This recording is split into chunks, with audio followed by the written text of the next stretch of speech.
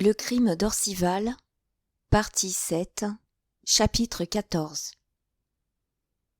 Le père Planta s'arrêta. Ses auditeurs, depuis qu'il parlait, ne s'étaient permis ni un geste, ni un mot. Tout en écoutant, M. Lecoq réfléchissait.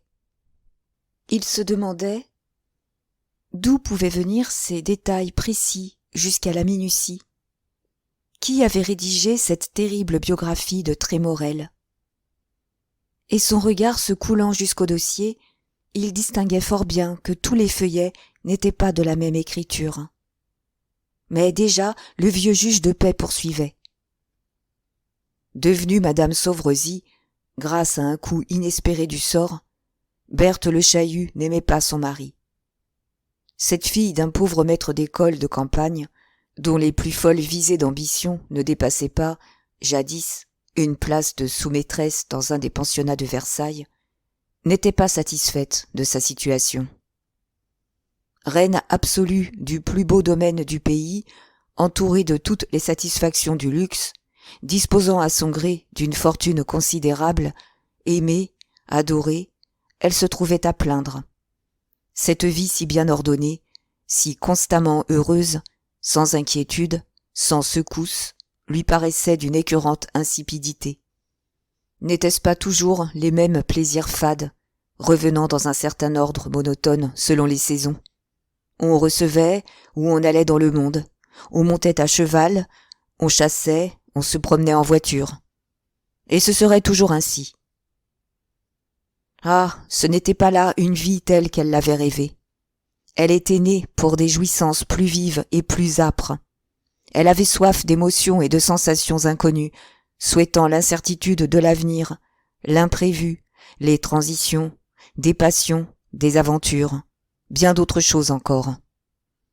Puis, Sauvrezis lui avait déplu dès le premier jour, et sa secrète aversion allait grandissant à mesure qu'elle devenait plus sûre de son empire sur lui. Elle le trouvait commun, vulgaire, ridicule. Il ne posait jamais, et elle prenait pour de la niaiserie la parfaite simplicité de ses manières. Elle l'examinait, et elle ne lui voyait aucun relief où accrocher une admiration. S'il parlait, elle ne l'écoutait pas, ayant depuis longtemps décidé dans sa sagesse qu'il ne pouvait rien dire que d'ennuyeux ou de banal. Elle lui en voulait de ce qu'il n'avait pas eu une de ces jeunesses orageuses qui épouvantent les familles. Elle lui reprochait de n'avoir pas vécu. Il avait cependant fait comme les autres, tant bien que mal. Il était allé à Paris, autrefois, et avait essayé le genre de vie de son ami Trémorel. Au bout de 6 mois, il en avait par-dessus les yeux et revenait bien vite au Val-Feuillu, se reposer des jouissances si laborieuses. L'expérience lui coûtait 100 000 francs, et il ne regrettait pas, disait-il, d'avoir, à ce prix, étudié ce qu'est au juste la vie de plaisir. Berthe était excédée encore de l'adoration perpétuelle et sans borne de Sauvrezis. Elle n'avait qu'à souhaiter, pour être à l'instant obéie, et cette soumission aveugle à toutes ses volontés lui paraissait de la servilité chez un homme.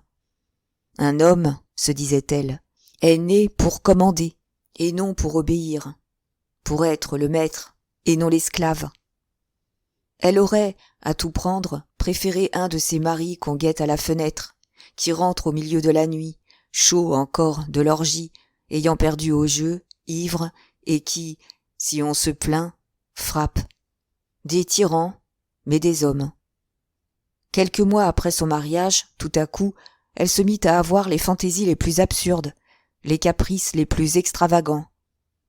C'était une épreuve. Elle voulait voir jusqu'où irait la complaisance inaltérable de son mari. Elle pensait le lasser. Ce fut elle qui se lassa, furieuse de n'avoir rencontré ni une résistance, ni une objection. Être sûre de son mari, mais sûre absolument. Savoir qu'on en plie assez son cœur pour qu'il n'y ait aucune place pour une autre. N'avoir rien à redouter, pas même un entraînement ou un caprice d'un jour, lui paraissait désolant, intolérable. À quoi bon être belle, alors, spirituelle, jeune, coquette à faire tourner toutes les têtes? Peut-être l'aversion de Berthe datait-elle de plus loin. Elle se connaissait et s'avouait que, pour peu que Sauvrezis l'eût voulu, elle eût été sa maîtresse et non pas sa femme. Il n'avait qu'à vouloir, l'honnête homme, l'imbécile. Elle s'ennuyait tant chez son père, égratignant jusqu'au sang toutes ses vanités aux épines de la misère, que sur la promesse d'un bel appartement et d'une voiture à Paris, elle serait partie sans seulement tourner la tête pour envoyer un dernier adieu au toit paternel. Une voiture. Elle aurait décampé pour bien moins. L'occasion seule avait manqué à ses instincts. Et elle méprisait son mari de ce qu'il ne l'avait pas assez méprisée. Sans cesse, cependant, on lui répétait qu'elle était la plus heureuse des femmes. Heureuse. Et il y avait des jours où elle pleurait en songeant à son mariage. Heureuse. Mais il y avait des instants où elle se sentait une envie folle de fuir, de partir en quête d'émotions, d'aventures, de plaisir, de tout ce qu'elle désirait, de tout ce qu'elle n'avait pas et qu'elle n'aurait jamais. L'effroi de la misère, elle le connaissait, le retenait. Il venait un peu, cet effroi, d'une très sage précaution de son père, mort depuis peu, dont elle portait le deuil avec ostentation, qu'elle pleurait à chaudes larmes, mais dont elle maudissait la mémoire. Lors de son mariage, Sauvrezis désirait, par le contrat, reconnaître à sa future un apport de 500 000 francs. Le bonhomme Le Chahut s'était formellement opposé à cet acte de munificence. « Ma fille ne vous apporte rien, avait-il déclaré. Vous lui reconnaîtrez 40 000 francs de dot si vous voulez, mais pas un sou avec, sinon pas de mariage. » Et comme Sauvrezis insistait, « Laissez-moi donc, avait-il répondu. Ma fille sera, je l'espère, une bonne et digne épouse, et en ce cas, votre fortune est la sienne. Si, au contraire, elle venait à se mal conduire, 40 000 francs seraient encore trop. Après ça, si vous craignez de mourir le premier, vous êtes libre de faire un testament. » Force fut d'obéir. Peut-être le père Le Chahut, le digne maître d'école, connaissait-il sa fille. Il était seul, en ce cas, à l'avoir deviné, car jamais une hypocrisie plus consommée ne fut mise au service d'une perversité si profonde qu'elle peut sembler exagérée, d'une dépravation inconcevable chez une femme jeune et ayant peu vu le monde. Si elle se jugeait au fond du cœur la plus infortunée des créatures, elle n'en parut jamais rien, ce fut un secret bien gardé. Tous ses actes furent si bien marqués au coin d'une politique savante que son admirable comédie fit illusion, même à l'œil perçant de la jalousie. Elle avait su se composer pour son mari, à défaut de l'amour qu'elle ne ressentait pas, les apparences d'une passion à la fois brûlante et discrète, que trahissaient certains regards jetés à la dérobée, et surpris, un mot, sa contenance dans un salon quand il entrait.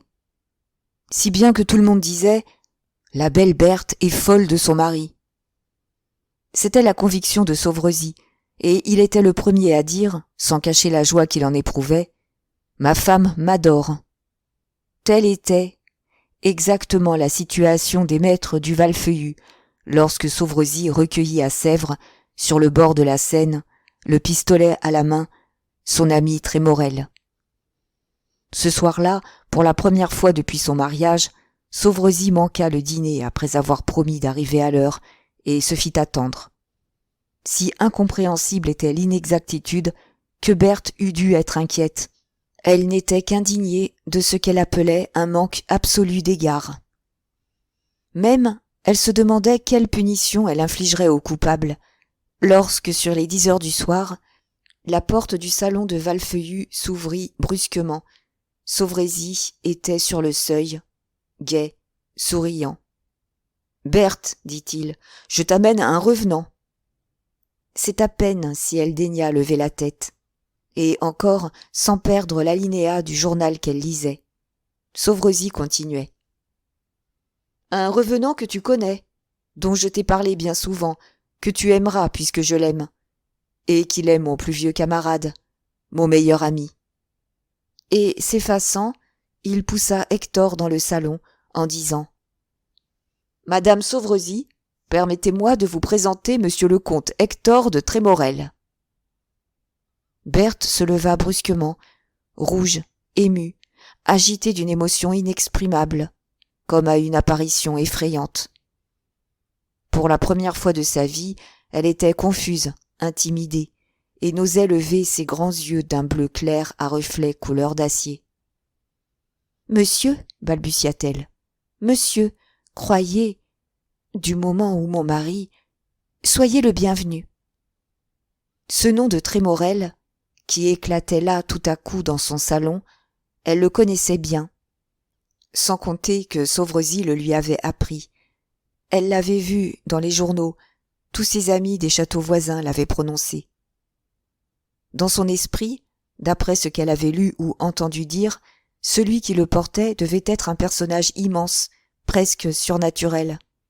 C'était, lui avait-on dit, un héros d'un autre âge, un fou, un viveur à outrance. C'était un de ces hommes dont la vie épouvante le vulgaire, que le bourgeois idiot juge sans foi ni loi, dont les passions exorbitantes font éclater le cadre étroit des préjugés. Un de ces hommes qui dominent les autres, qu'on redoute, qui tuent pour un regard de travers, qui sèment l'or d'une main prodigue, dont la santé de fer résiste à d'effroyables excès, qui conduisent de la même cravache leurs maîtresses et leurs chevaux, les plus belles et les plus extravagantes créatures de Paris, les plus nobles bêtes de l'Angleterre. Souvent, dans ses rêveries désespérées, elle avait cherché à imaginer ce que pouvait être ce redoutable comte de Trémorel. Elle parait des qualités qu'elle lui supposait, les héros au bras desquels elle s'enfuyait, bien loin de son mari, au pays des aventures. Et voilà que tout à coup, il lui apparaissait. « Donne donc la main à Hector, » dit Sauvrezis. Elle tendit sa main, Trémorel la serra légèrement, et, à ce contact, il lui sembla qu'elle recevait la secousse d'une batterie électrique. Sauvrezis s'était jeté sur un fauteuil. « Vois-tu bien, Berthe, disait-il, notre ami Hector est épuisé par la vie qu'il mène. On le serait à moins. On lui a ordonné du repos, et ce repos, il vient le chercher ici, près de nous. »« Mais, mon ami, répondait Berthe, ne crains-tu pas que monsieur le comte ne s'ennuie un peu ici ? » ?»« Lui, pourquoi ? » ?»« Le Valfeuillu est bien tranquille, nous sommes de pauvres campagnards. » Berthe parlait pour parler, pour rompre un silence qui lui pesait, pour forcer Trémorel à répondre et entendre sa voix. Tout en parlant, elle l'observait et étudiait l'effet qu'elle lui produisait. D'ordinaire, sa rayonnante beauté frappait ceux qui la voyaient pour la première fois d'un visible étonnement. Lui restait impassible. Ah, qu'elle reconnaissait bien à cette froide, à cette superbe indifférence, le grand seigneur blasé, le viveur qui a tout essayé, tout éprouvé, tout épuisé. Et de ceux qui ne l'admiraient pas, elle l'admirait davantage. Quelle différence, pensait-elle, avec ce vulgaire Sauvrezis, qu'un rien n'étonne, qui s'ébahit de tout, dont la physionomie trahit toutes les impressions, dont l'œil annonce tout ce qu'il va dire bien avant qu'il ouvre la bouche. Berthe se trompait. Hector n'était ni si froid ni si impassible qu'elle le supposait. Hector tombait simplement de lassitude. Ses nerfs bandés outre mesure pendant 24 heures se détendaient, et c'est à peine s'il pouvait se soutenir. Bientôt, il demanda la permission de se retirer. Resté seul avec sa femme, Sauvrezis racontait à Berthe les circonstances déplorables, ce fut son mot, qui amenaient le comte au Valfeuillu. Ami sincère, il évitait tous les détails capables de donner un ridicule à son ami. « C'est un grand enfant, disait-il, un fou. Son cerveau est malade, mais nous le soignerons, nous le guérirons. » Jamais Berthe n'avait écouté son mari avec cette attention. Elle semblait l'approuver, mais en réalité, elle admirait Trémorel. Oui, comme Miss Fancy, elle était frappée de cet héroïsme, gaspiller sa fortune et se tuer après. « Ah !» soupira-t-elle, « ce n'est pas Sauvrezis qui en ferait autant. » Non, Sauverosy n'était pas homme à se conduire comme le comte de Trémorel. Dès le lendemain de l'arrivée du comte au Val-Feuillu, il annonça son intention de s'occuper sans retard des affaires de son ami. C'était à l'issue du déjeuner, dans la jolie serre disposée en salon qui suit la salle de billard. Bien reposé, après une bonne et longue nuit dans un lit excellent, sans inquiétude pressante pour le moment, le désordre de ses vêtements réparés, Hector n'avait plus rien du naufragé de la veille. Il était de ces natures sur lesquelles les événements n'ont pas de prise, que 24 heures consolent des pires catastrophes, qui oublient les plus sévères leçons de la vie. Chassé par Sauverosy, il n'eût su où aller, et cependant, il avait repris déjà l'insouciance hautaine du viveur millionnaire, habitué à plier à son gré les hommes et les circonstances. Il était redevenu impassible, froidement railleur, comme si des années s'étaient écoulées depuis sa nuit d'hôtel garni, comme si les désastres de sa fortune eussent été réparés. Et Berthe s'étonnait de ce calme après de si surprenants revers, prenant pour de la force d'âme ce qui n'était chez Trémorel que puérile imprévoyance. « Ça, disait Sauverosy, puisque je deviens ton homme d'affaires, donne-moi mes instructions, et quelques notions indispensables. Quel est, ou était, comme tu voudras, le chiffre de ta fortune ? » « Je l'ignore absolument. » Sauverosy, qui s'était armé d'un crayon et d'une grande feuille de papier blanc, prêt à ranger des chiffres en bataille, parut un peu surpris. « Soit, reprit-il, mettons X à l'actif et passons au passif. Que dois-tu ? » Hector eut un geste superlativement dédaigneux. « Je n'en sais, ma foi, rien, répondit-il. « Quoi ? Pas même vaguement ? Oh, si fait. Par exemple, je dois entre 5 et 600 000 francs à la maison Claire, à Dervois 500 000 francs, pareille somme à peu près au Dubois d'Orléans. Et ensuite ? Mes souvenirs précis s'arrêtent là. Mais tu as bien au moins quelque part un carnet sur lequel tu inscrivais le chiffre de tes emprunts successifs ? Non. Au moins tu as conservé des titres, des états d'inscription, les grosses de tes diverses obligations ? Rien. J'ai fait hier matin une flambée de toutes mes paperasses. Le châtelain du Val-Feuillu fit un bond sur sa chaise. De telles façons d'agir lui semblaient monstrueuses. Il ne pouvait pas supposer qu'Hector posait. Il posait, cependant, et cette affectation d'ignorance était une suprême fatuité de viveur et de bon ton. Se ruiner sans savoir comment est très noble, très distingué, très ancien régime. « Mais malheureux !» s'écria Sauverosy. « Comment m'y prendre pour nettoyer ta position ?»« Eh, ne la nettoie pas. Fais comme moi. Laisse agir mes créanciers. Ils sauront bien se débrouiller. Sois tranquille. Laisse-les mettre mes biens en vente. Jamais. Si on arrive à une vente aux enchères, tu es absolument ruiné. Baste, un peu plus ou un peu moins. » Quel sublime désintéressement, pensait Berthe. Quelle insouciance, quel mépris admirable de l'argent, quel noble dédain des détails mesquins et petits qui agitent le vulgaire. Sauverosy serait-il capable d'un pareil détachement ? Certes, elle ne pouvait l'accuser d'avarice. Il devenait pour elle prodigue comme un voleur. Il ne lui avait jamais rien refusé. Il courait au-devant de ses plus coûteuses fantaisies. Mais enfin, il avait pour le gain l'âpreté d'un fils de paysan, et, en dépit de sa haute fortune, il gardait quelque chose de la vénération paternelle pour l'argent. Quand il avait un marché à passer avec un de ses fermiers, il ne craignait pas de se lever de grand matin, de monter à cheval, même en plein hiver, de faire 3 ou 4 lieues sous la pluie pour attraper quelques centaines d'écus. Il se serait ruiné pour elle, si elle l'eût voulu. Elle en était convaincue. Mais il se serait ruiné économiquement, avec ordre, comme le plat bourgeois qui ouvre un compte à ses vices. Sauverosy réfléchissait. « Tu as raison, dit-il à Hector. Tes créanciers doivent connaître exactement ta situation. Qui sait s'ils ne s'entendent pas ? La façon dont ils t'ont refusé 100 000 francs avec le plus touchant ensemble me le ferait supposer. Je vais aller les trouver. La maison Claire, où j'ai contracté mes premiers emprunts, doit être mieux renseignée. Soit, je verrai monsieur Claire. Mais, tiens, si tu étais raisonnable, sais-tu ce que tu ferais? Parle. Tu m'accompagnerais à Paris, et, à nous deux... Hector, à cette proposition, s'était dressé, tout pâle, l'œil étincelant. Jamais, interrompit-il, violemment. Jamais. C'est très cher du club l'épouvantait encore.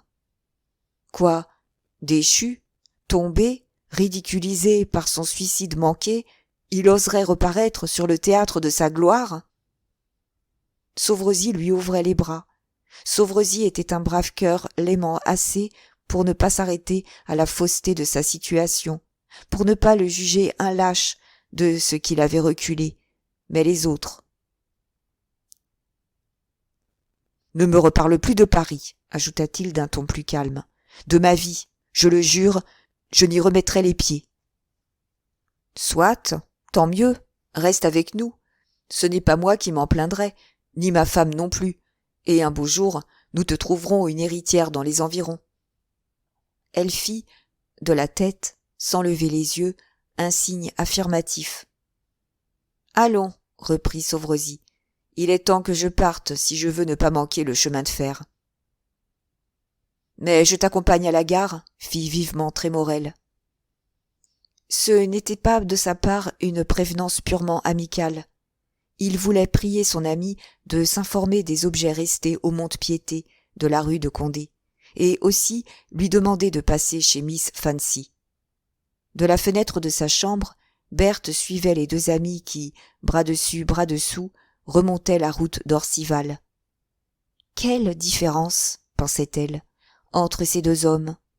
Mon mari disait, tout à l'heure, qu'il voulait être l'intendant de son ami. Il n'a que trop l'air, en effet, de son intendant. Quelle démarche vraiment noble a le comte, quelle aisance gracieuse, quelle distinction suprême. Et cependant, mon mari, j'en suis sûre, le méprise, parce qu'il s'est ruiné à faire des folies. Ah, que n'est-il lui-même capable d'en faire? Il affectait, j'ai cru m'en apercevoir, certains airs de protection. Pauvre garçon. Mais est-ce que tout chez monsieur de Trémorel n'annonce pas une supériorité innée ou acquise? Tout, jusqu'à son prénom? Hector, comme il sonne, ce nom. Et elle prenait plaisir à le répéter avec des intonations différentes. Hector, Hector. Mon mari, lui, s'appelle Clément. Monsieur de Trémorel revenait seul du chemin de fer, gai comme un convalescent à ses premières sorties. Dès que Berthe l'aperçut, elle quitta vivement la fenêtre. Elle voulait rester seule, réfléchir à cet événement qui, tout à coup, tombait dans sa vie, analyser ses sensations, écouter ses pressentiments, étudier ses impressions pour s'en rendre maîtresse, enfin, arrêter, si elle pouvait, un plan de conduite. Elle ne reparut que pour se mettre à table, quand son mari, qu'on avait attendu, revint sur les 11 heures du soir. Sauvrezy mourait de faim et de soif. Il paraissait brisé de fatigue, mais son excellente figure rayonnait. « Victoire, ami Hector, disait-il, tout en avalant son potage trop chaud, nous te tirerons des mains des Philistins. Dame, les plus brillantes plumes de tes ailes y resteront, mais on te sauvera assez de duvet pour te faire un bon nid. » Berthe eut pour son mari un regard reconnaissant. « Et comment cela ? Demanda-t-elle. « C'est bien simple. Du premier coup, j'ai deviné le jeu des créanciers de notre ami.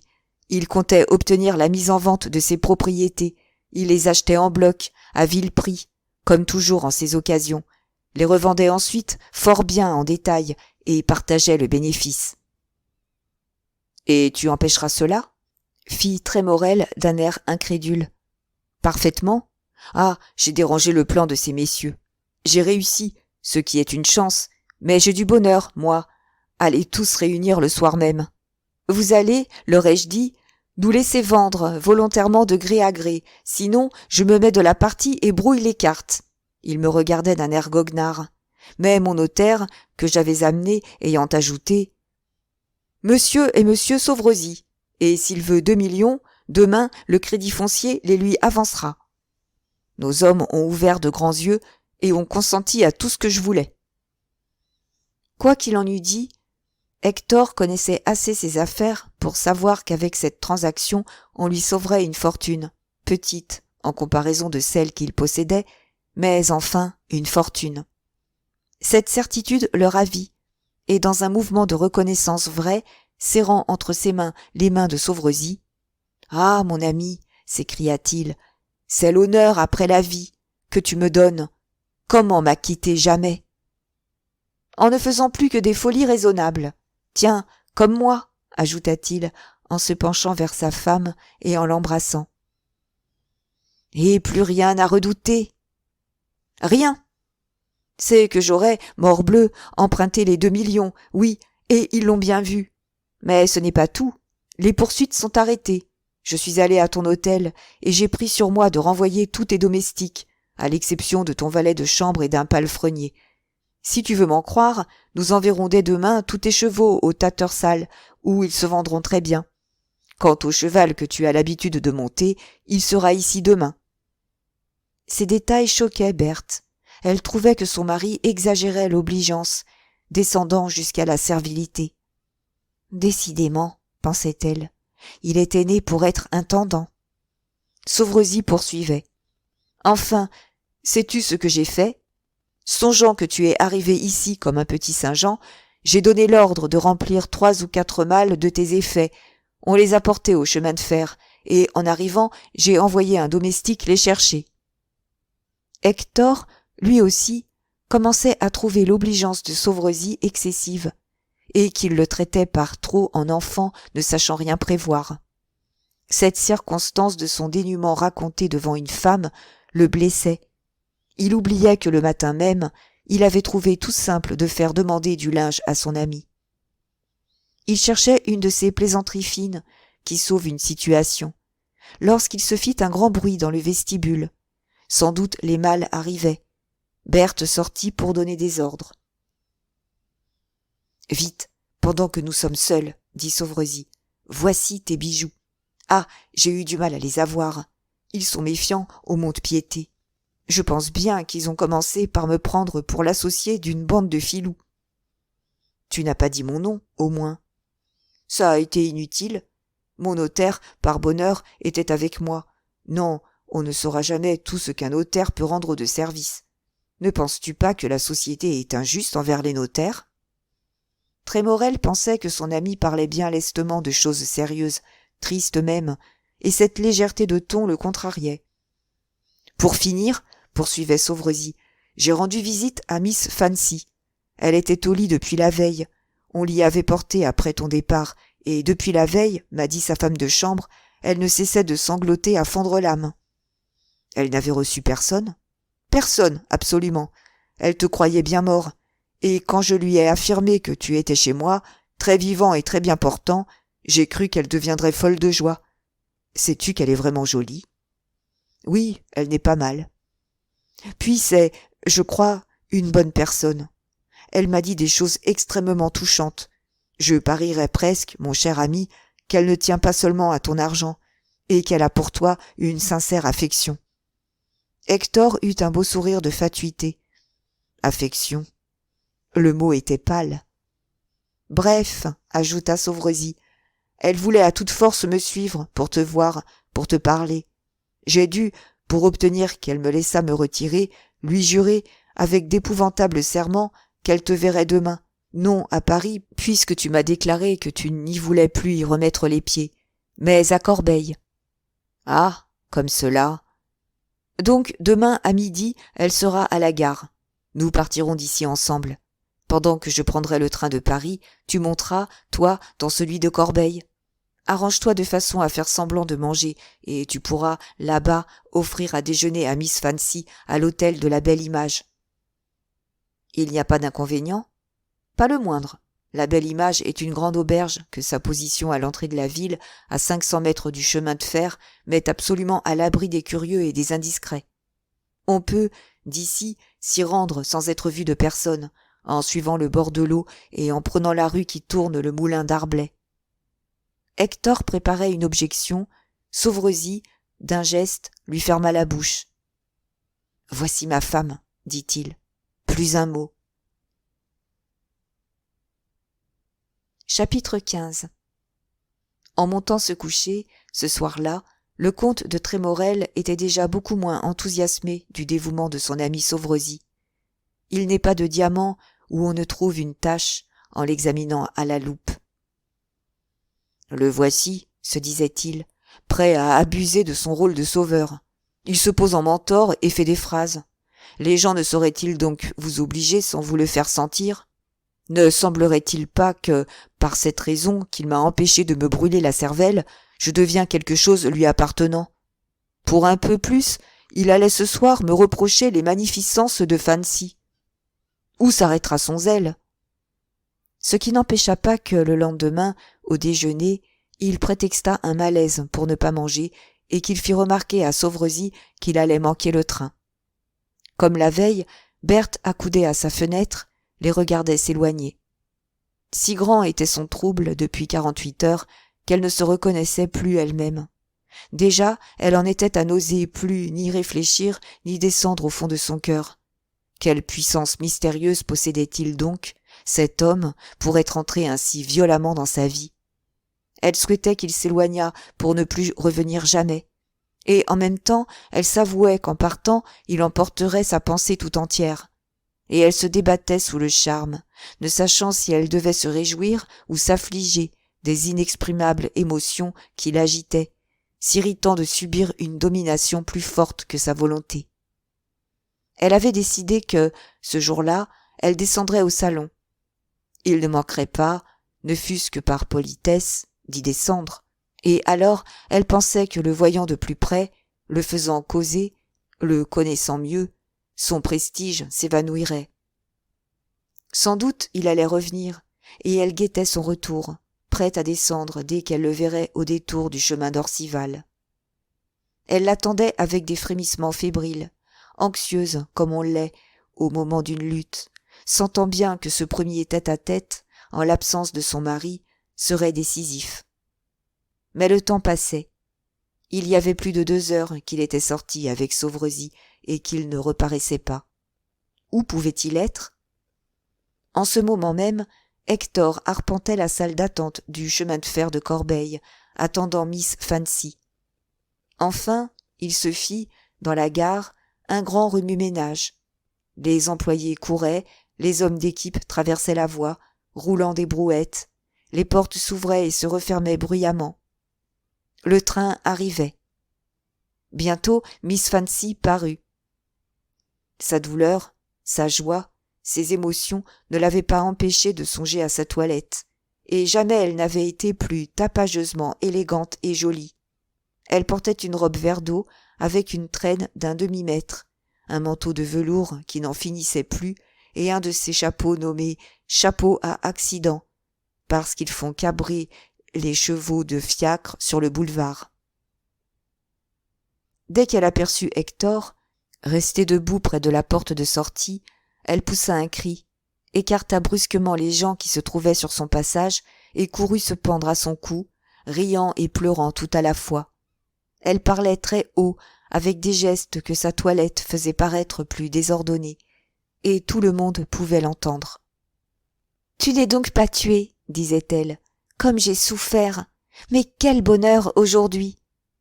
Trémorel, lui, se débattait de son mieux, tâchant de calmer les bruyantes démonstrations de Fancy, la repoussant doucement, enchanté et irrité tout ensemble, et exaspéré de tous ces gros yeux fixés sur lui, en Parisien habitué à passer inaperçu au milieu de la foule.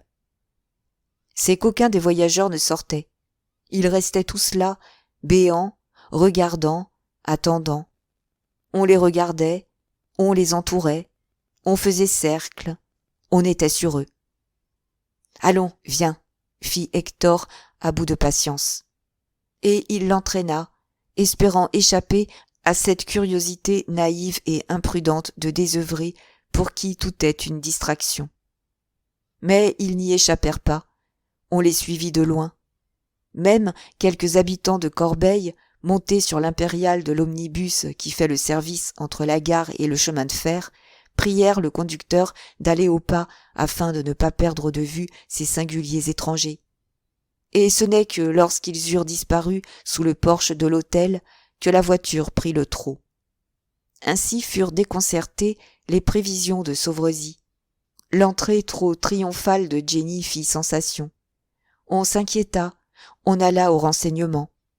L'hôtesse fut adroitement questionnée, et bientôt on sut que ce monsieur qui allait attendre à la gare des dames si excentriques était un intime ami du propriétaire du Val-Feuillu. Ni Hector ni Fancy ne se doutaient alors qu'ils étaient le sujet de toutes les conversations. Ils déjeunaient gaiement dans la plus belle chambre de la Belle Image, qui est une pièce immense, à 2 lits, avec une seule fenêtre donnant sur la place, décorée de tableaux bien vernis et bien encadrés, représentant des messieurs à cheval. Trémorel avait imaginé, pour expliquer sa résurrection, un petit roman assez probable, où il jouait un rôle héroïque très propre à redoubler l'admiration de sa maîtresse. Puis, à son tour, Miss Fancy déroulait ses plans d'avenir qui étaient, il faut lui rendre cette justice, des plus raisonnables. Résolue à rester, quand même et plus que jamais, fidèle à son Hector ruiné, elle allait donner congé de son appartement de 6 000 francs, vendre son mobilier et entreprendre un commerce honnête. Justement, elle avait retrouvé une de ses anciennes amies, très habile ouvrière en mode, et qui ne demandait pas mieux que de s'associer avec une camarade qui apporterait l'argent, pendant qu'elle apporterait son savoir-faire. Elles achèteraient un fonds de modiste dans le quartier Bréda, et entre leurs mains, il ne pouvait manquer de prospérer et de donner de beaux bénéfices. Jenny parlait d'un petit air entendu, épuisant son répertoire de termes techniques, et Hector riait. Ses projets de négoce lui semblaient du dernier comique, mais il était très sensible à cette abnégation d'une femme jeune et jolie, consentant à travailler, à faire quelque chose, et cela pour lui plaire. Malheureusement, il fallait se séparer.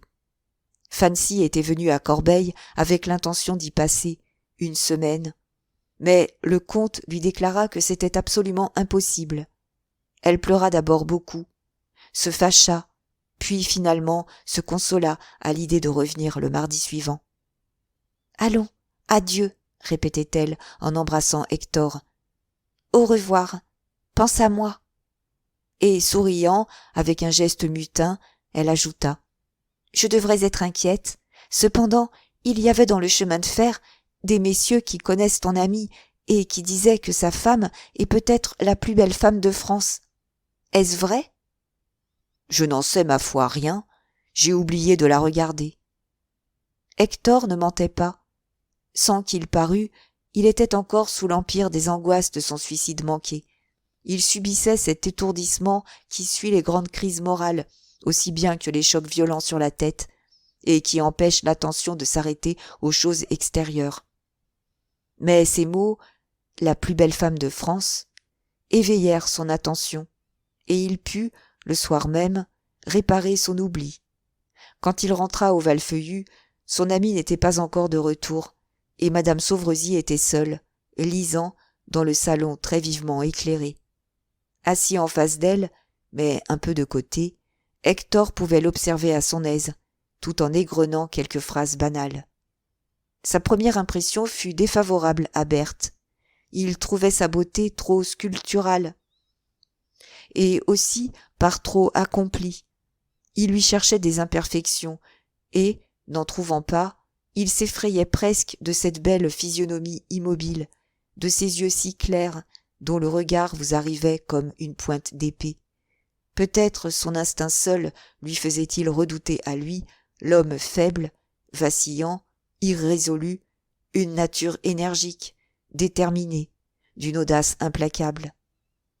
Peu à peu, cependant, il s'habitua à passer avec Berthe une grande partie des après-midi, pendant que Sauvrezy courait pour sa liquidation, vendant, négociant, usant ses journées à débattre des intérêts, à discuter avec des avoués et des agents d'affaires. Il s'était vite aperçu du plaisir qu'elle prenait à l'entendre, et, par cela, il la jugeait une femme éminemment spirituelle et bien au-dessus de son mari. Il n'avait aucun esprit lui-même, mais seulement un fond inépuisable pour des années d'anecdotes et d'aventures. Il avait vu tant de choses, il s'était frotté à tant de gens qu'il était intéressant à feuilleter comme une chronique. Il avait encore une certaine verve mousseuse qui ne manquait pas de brillant et un cynisme poli qui, au premier abord, surprenait. Moins subjuguée, Berthe l'eût jugé à sa valeur, mais elle avait perdu son libre arbitre. Elle l'écoutait, plongée dans une sorte d'extase idiote, comme on écoute un voyageur revenu de ces pays étranges dont on ne revient pas, qui a visité des peuples dont on ignore même l'existence, vécu au milieu des mœurs et de civilisations incompréhensibles pour nous. Les jours, cependant, se passaient, les semaines, les mois, et le comte de Trémorel ne s'ennuyait pas au Valfeuillu, autant qu'il l'aurait supposé. Insensiblement, il glissait sur cette pente douce du bien-être matériel qui mène droit à l'abrutissement. À sa fièvre des premiers jours avait succédé un engourdissement physique et moral, exempt de sensations désagréables s'il manquait de piquant. Il mangeait et buvait beaucoup, et dormait ses 12 heures. Le reste du temps, quand il ne causait pas avec Berthe, il vaguait dans le parc, se balançait sur un fauteuil américain ou montait à cheval. Il alla même jusqu'à pêcher à la ligne, au bout du jardin, sous les saules. Il engraissait. Ses meilleures journées étaient celles qu'il passait à Corbeil, en compagnie de Miss Fancy. En elle, il retrouvait quelque chose de son passé, et toujours pour le réveiller, elle avait quelque querelle à lui faire. D'ailleurs, elle lui rapportait des bouffées d'air de Paris, dans les plis de sa robe et, à ses bottines, de la boue des boulevards.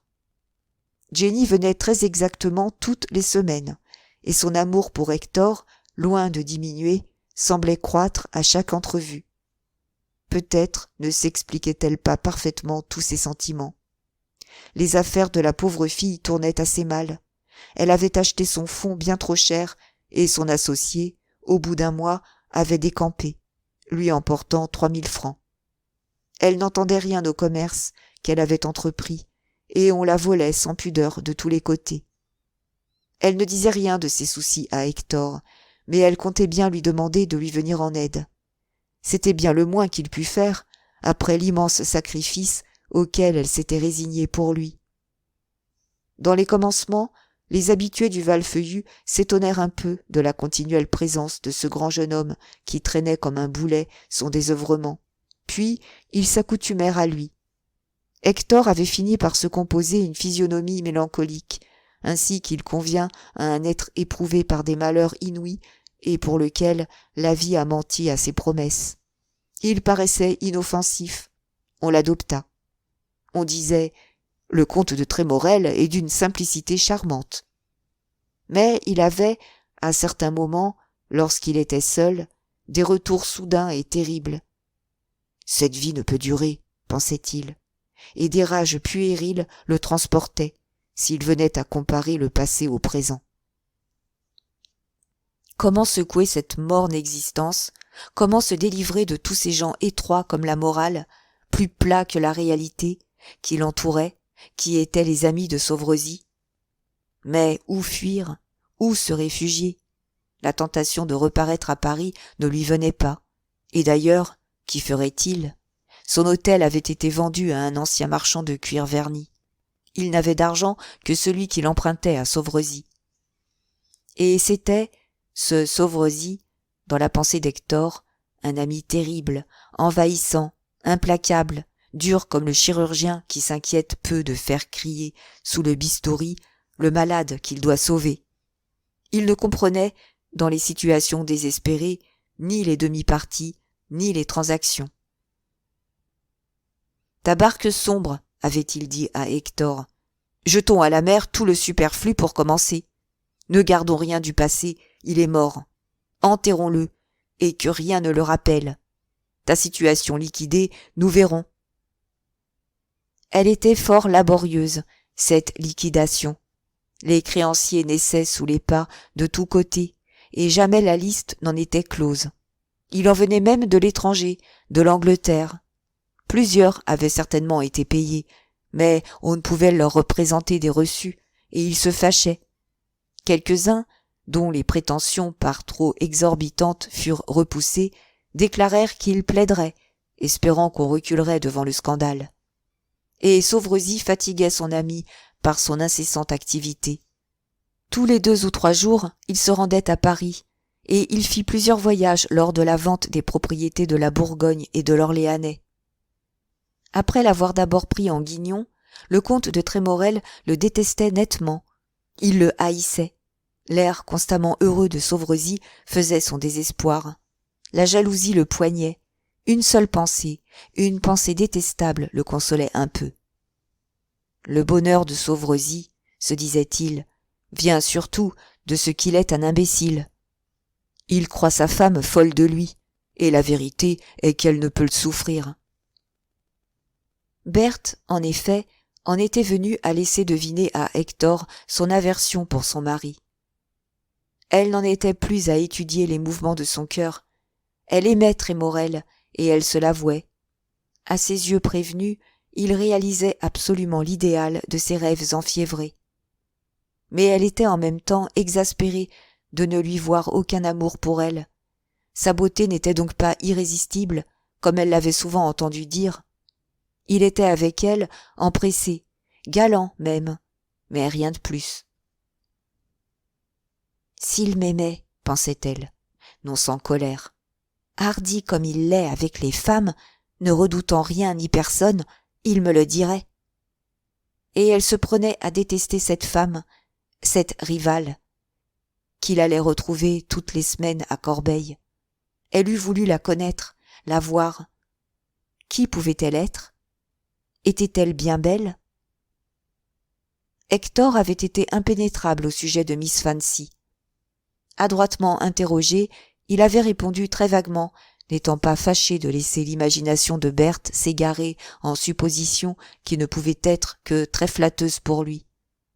Enfin, un jour arriva où elle ne sut plus résister aux obsessions de sa curiosité. Elle prit la plus simple de ses toilettes noires, jeta sur son chapeau un voile très épais et courut à la gare de Corbeil à l'heure où elle supposait que l'inconnu devait repartir. Elle s'était établie dans la cour, sur un banc que dissimulaient 2 camions. Elle n'attendit pas longtemps.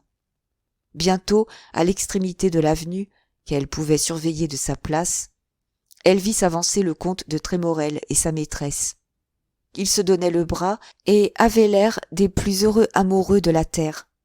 Ils passèrent à 3 pas d'elle, et comme ils marchaient fort lentement, elle put examiner Miss Fancy à son aise. Elle la trouva jolie, et sans la moindre distinction.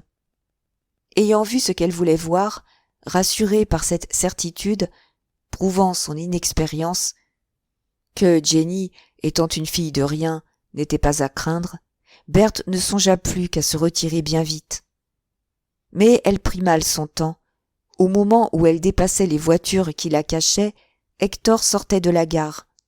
Ils se croisèrent à la grille, et leurs yeux se rencontrèrent. La reconnut-il? Son visage exprima la plus vive surprise. Cependant, il ne salua point. « Oui, il m'a reconnue, pensait Berthe en regagnant le Val-Feuillu par le chemin du bord de l'eau.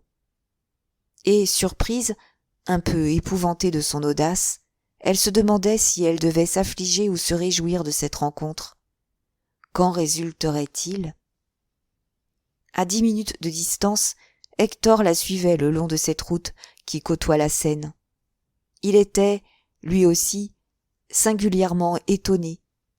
Depuis longtemps déjà, sa vanité, toujours en éveil, l'avait prévenu de ce qui se passait dans l'esprit de Berthe, mais bien que la modestie ne fût pas son défaut, il était loin de croire à un sentiment assez vif pour déterminer une pareille démarche. Elle-même, se répétait-il tout en marchant, elle-même.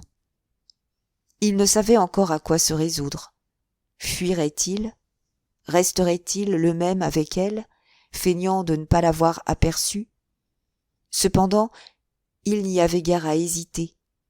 Il devait fuir vite, le soir même, sans hésiter, sans détourner la tête. Fuir comme si la maison eût été sur le point de s'écrouler sur sa tête. Ce fut sa première pensée. Elle fut promptement étouffée sous l'explosion des passions basses et viles qui fermentaient en lui. Ah, Sauvrezis lui avait tendu la main quand il se noyait. Sauvrezis le recueillait après l'avoir sauvé. Il lui ouvrait son cœur, sa maison et sa bourse. En ce moment même, il s'épuisait en efforts pour lui reconstituer une fortune. Les hommes de la trempe du comte de Trémorel ne peuvent recevoir que, comme des outrages, tant et de si grands services. Est-ce que son séjour au Val-Feuillu n'était pas une souffrance continuelle? Est-ce que du matin au soir, son amour-propre n'était pas à la torture? Il pouvait compter les jours par humiliation. Quoi, il lui fallait subir, sinon reconnaître, la supériorité d'un homme qu'il avait traité en inférieur? D'ailleurs, pensait-il, jugeant sur le sien le cœur de son ami, n'est-ce pas uniquement par orgueil, par ostentation, qu'il se conduit si bien en apparence avec moi? Que suis-je à son château, sinon le vivant témoignage de sa munificence, de sa générosité et de son dévouement? Il semble ne plus vivre que pour moi. Trémorel par-ci, Trémorel par-là. Il triomphe de ma défaite, il se pare de ma ruine, il s'en fait une gloire et un titre à l'admiration publique. Décidément, il ne pouvait pardonner à son ami d'être si riche, si heureux, si estimé, d'avoir su régler sa vie, tandis que lui, à 30 ans, il avait gaspillé la sienne. Et il ne saisirait pas l'occasion qui se présentait de se venger de tant de bienfaits qui l'accablaient? Oh si! En définitive, se disait-il, essayant d'imposer silence aux sourds murmures de sa conscience, suis-je allé la chercher, sa femme? Elle vient à moi de son plein gré, d'elle-même, sans la moindre tentative de séduction. La repousser serait une duperie. L'envie a d'irrésistibles arguments. La détermination d'Hector était irrévocable lorsqu'il entra au Val-Feuillu. Il ne partit pas. Et il n'avait cependant ni l'excuse de la passion, ni l'excuse de l'entraînement. Il n'aimait pas, il n'aima jamais la femme de son ami, et son infamie fut réfléchie, raisonnée, froidement préméditée. Mais entre elle et lui, une chaîne se riva, plus solide que les liens fragiles de l'adultère. Leur haine commune pour Sauvrezis. Ils lui devaient trop l'un et l'autre. Sa main les avait retenus au bord du cloaque où ils allaient rouler, car Hector ne se serait pas brûlé la cervelle, car Berthe n'aurait pas trouvé de mari. Fatalement, ils en seraient arrivés, lui à traîner en compagnie de chevaliers d'industrie un grand nom déshonoré, elle à étaler sur les chaises du boulevard une beauté flétrie. Les heures de leur premier rendez-vous se consumèrent en paroles de colère, bien plutôt qu'en propos d'amour. Ils sentaient trop profondément, trop cruellement l'ignominie de leur conduite pour ne pas chercher à se rassurer contre leurs remords. Ils s'efforçaient de se prouver mutuellement que Sauvrezis était ridicule et odieux, comme s'ils eussent été absous par ces ridicules en admettant qu'il en eût. Si, en effet, notre monde est horrible à ce point que la confiance y soit une sottise, il fut un sot, cet homme de cœur qu'on trompait sous ses yeux, dans sa maison. Il fut un sot, car il avait foi en sa femme et en son ami. Il ne se doutait de rien, et tous les jours il se félicitait d'avoir réussi à retenir Trémorel, à le fixer. À tout venant, il répétait sa fameuse phrase. « Je suis trop heureux ». Berthe, il est vrai, dépensait pour entretenir ses riantes illusions des trésors de duplicité. Elle, si souvent capricieuse autrefois, nerveuse, volontaire, elle devint peu à peu soumise jusqu'à l'abnégation et d'une angélique douceur. De son mari dépendait l'avenir de sa liaison, et rien ne lui coûtait pour empêcher le plus léger soupçon d'effleurer sa naïve sécurité. Elle payait l'horrible tribut des femmes adultères, réduites par la peur, par leurs anxiétés, de tous les instants, aux feintes les plus honteuses et les plus déshonorantes de la passion. Telle fut d'ailleurs leur prudence que, chose rare, personne dans leur entourage ne se douta jamais de rien. Et cependant, Berthe n'était pas heureuse. Cet amour ne lui donnait rien des joies célestes qu'elle en avait attendues. Elle espérait être emportée dans les nuages, et elle restait à terre, se heurtant à toutes les misérables vulgarités d'une vie de transe et de mensonge. Peut-être s'aperçut-elle que pour Hector elle était surtout une vengeance, qu'en elle il aimait surtout la femme enlevée à un ami lâchement envié. Et pour comble, elle était jalouse. Après plusieurs mois, elle n'avait pu obtenir de Trémorel qu'il rompît avec Miss Fancy. Toutes les fois qu'elle se résignait à aborder cette question si humiliante pour elle, il avait la même réponse, prudente et sensée peut-être, mais à coup sûr injurieuse et irritante. « Songez, je vous prie, Berthe, répondait-il, que Miss Fancy est notre sécurité. » Le fait est, cependant, qu'il songeait aux moyens de se débarrasser de Jenny. L'entreprise présentait des difficultés. Tombée dans une misère relative, la pauvre fille devenait plus tenace que le lierre et désespérément se cramponnait à Hector. Elle lui faisait souvent des scènes, prétendant qu'il n'était plus le même, qu'il changeait. Et elle était triste, elle pleurait, elle avait les yeux rouges.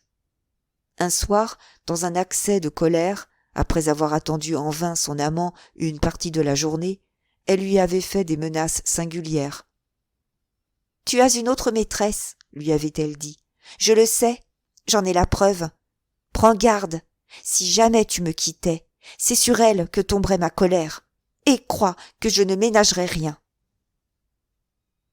Le comte de Trémorel eut le tort de n'attacher aucune importance aux propos de Miss Fancy. Cependant, ils hâtèrent la séparation. « Elle devient insupportable, pensait-il, et si un jour je ne venais pas, elle serait capable de me relancer jusqu'au Valfeuillu et d'y faire un scandale affreux. »